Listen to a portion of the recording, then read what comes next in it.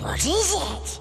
Hello everyone and welcome to Action RPG. I'm your host Aaron, and for today's video we're headed to the world of Last Epoch. Senior developer, co-founder of EHG Mike held his normal Friday Q&A live stream on Twitch, which means I get to bring you Dev Chat 187. As always, Mike answered lots of great questions from the community, and we are officially getting Season 4 teasers.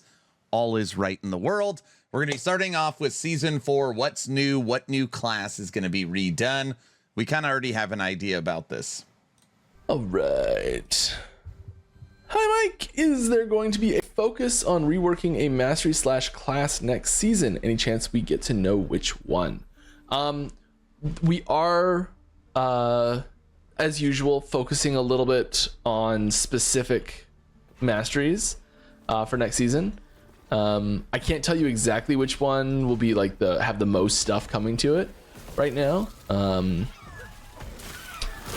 But I can say that the main way we're looking to add new stuff to the game right now for individual classes and masteries is focused around new abilities. And there's certain masteries that have fewer abilities than others, and those will be the ones that we're primarily looking at initially. So if there's Rogue, Blade Dancer, Shaman, Paladin. Rogue, Blade Dancer, Shaman, Paladin. I do this every time and I'm like, I think that's all of them. Maybe there's more. Yeah, I think that's it.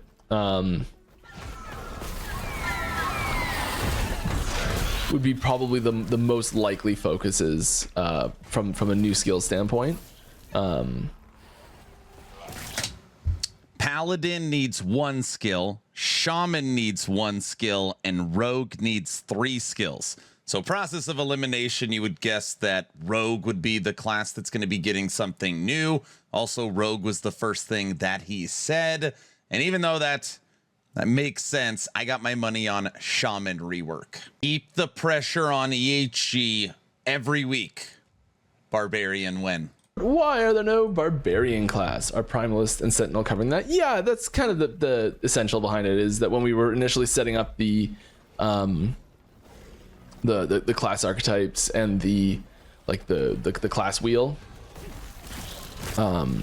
that physical bruiser type class archetype was handled mostly by like Primalist and Sentinels, a lot of stuff in there, because you can play like Druid, you can play in that kind of like as a bear, Barbarian. I know it's not quite the same, but there's thematic overlaps there.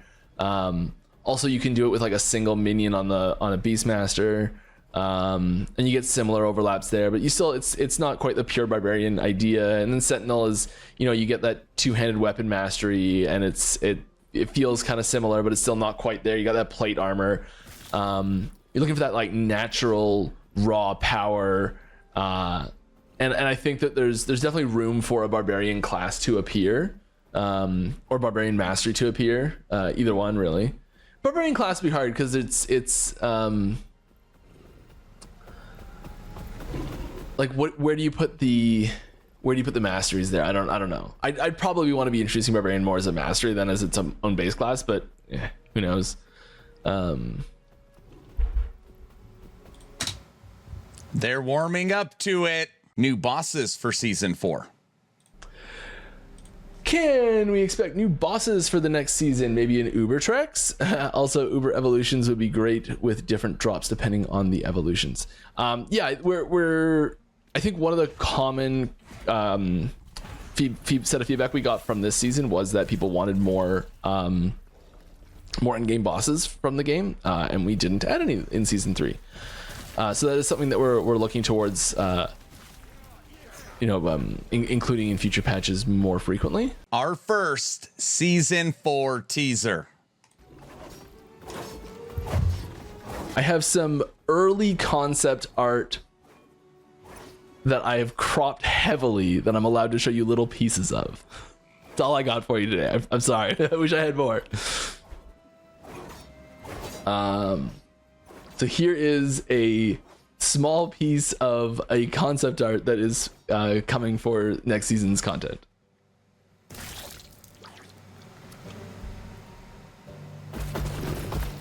Who knows what it is? It could be anything. Now, Mike goes on to confirm this is not Oribus. It's the only clue he gives us. This is not Oribus.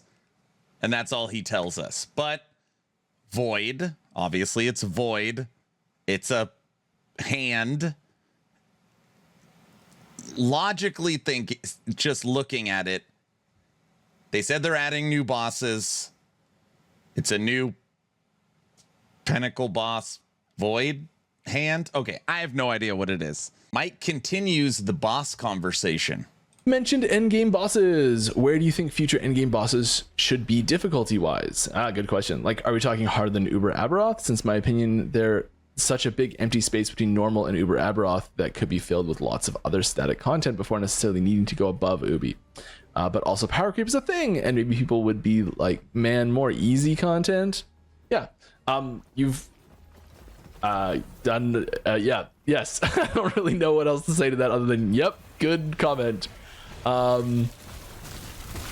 There's a gap. I think there's a few places and reasons we need more bosses. Stepping stones as difficulty spikes in content for bosses is really good. So like people going through the campaign, you get to Lagon, it's really hard, and sometimes you struggle on it and you gotta try it again, and like then you overcome it, and that overcoming it is great. You get to Aberoth the first time, you struggle a couple times, you eventually you go back, you gear up some more, you come back, you beat it again, great. And yes, you're absolutely right, there's a big gap between Aberoth and Uber Aberoth. And so yeah, and there are people who are getting to Uber Aberoth super easily and just crushing it. And I think there's a lot of space for fixed difficulty content bosses in multiple places, in the above and below regular Aberoth right now, very clearly. There's probably eventually also room for above Uber Aberoth as well. I don't know the answer to this. I don't know where the next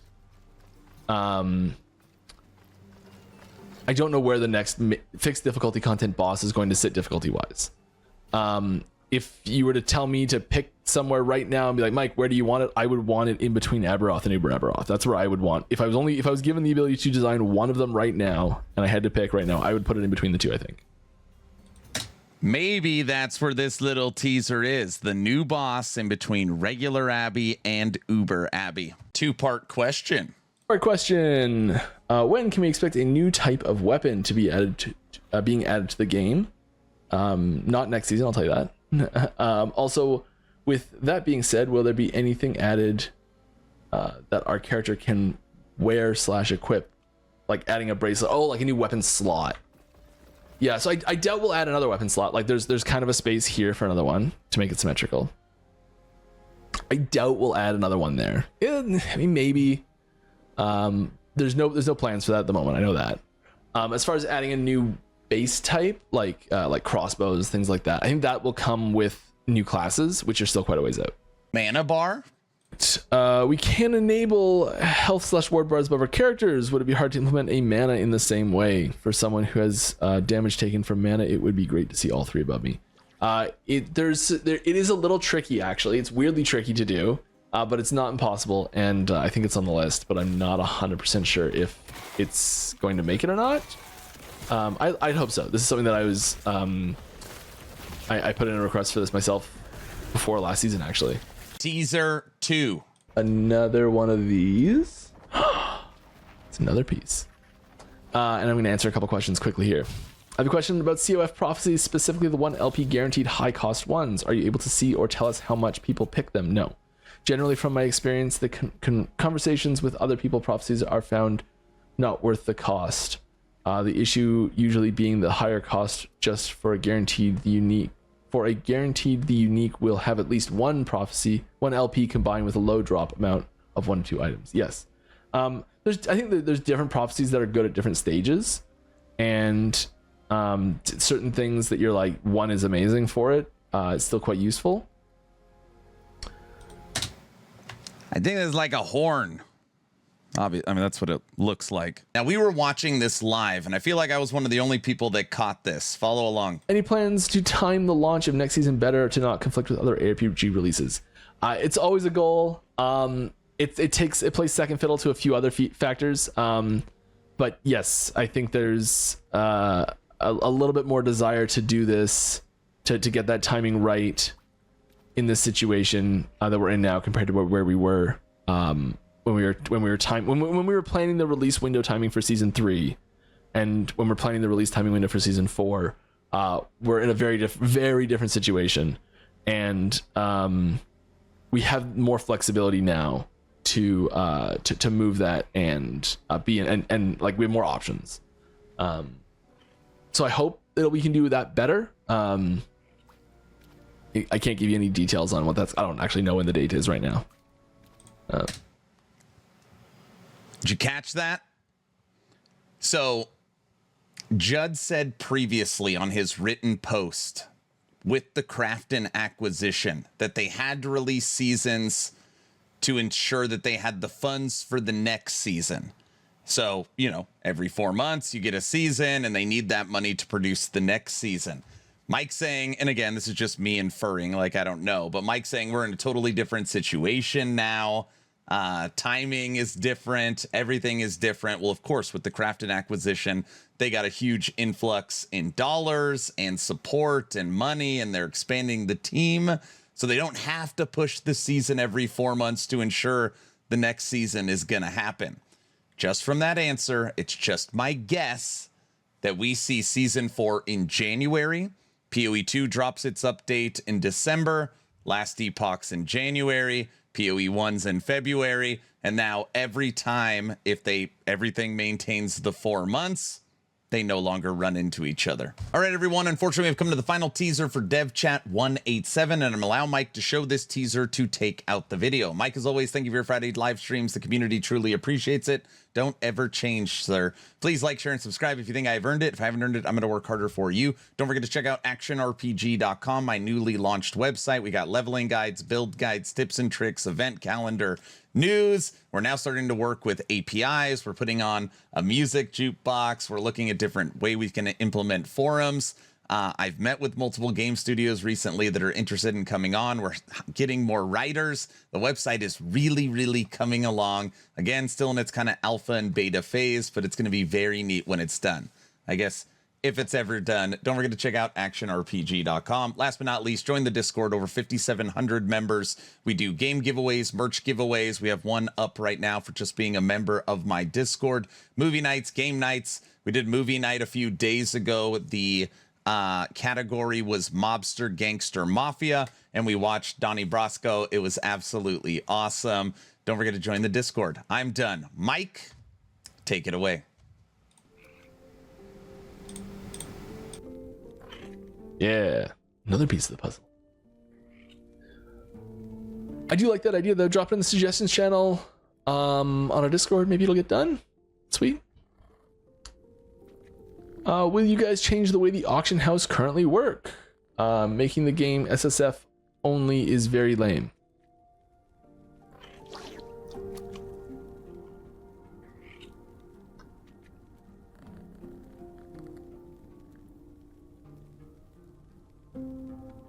What? We gotta change the way the auction house currently works. Maybe. We add in. We just added in a bunch of new stuff for price checking.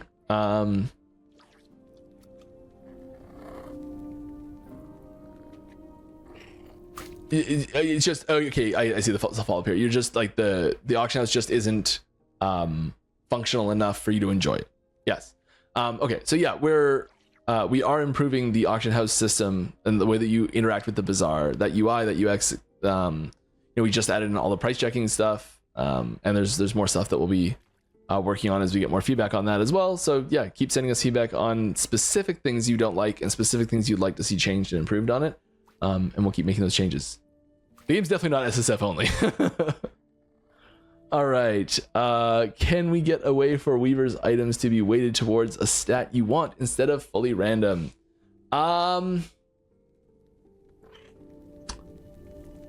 There was an idea for this in the Weaver's Tree at one point, whereby you could put specific items. There was an imprint slot that we considered at one point. I don't know why we never did it, but I think there was a good reason, where you could put specific items into into a slot in the Weaver Tree, and it would prioritize similar affixes for, like, you drop it in here, and you'd put like a magic or rare item, like something like this, in that slot, and then it would prioritize affixes that came from those came from that item onto the imprints, when you were leveling up a Weaver's Will item, it would prioritize those affixes. Part of the thing about the Weaver's Will items is that they are so random, and that's part of what balances them. Like there's that post a couple days ago on Reddit of like a T27 27 Weaver's Will, 26 Weaver, I can't remember how high it was, I think it was 27. And I'm like, imagine having that, being able to say, like, I want these specific 4 affixes on there, and suddenly that item is just better than any exalted you can have, basically, because it doesn't matter what else is there. You got 4 specific handpicked T7 affixes, or 3 in a T6 or whatever.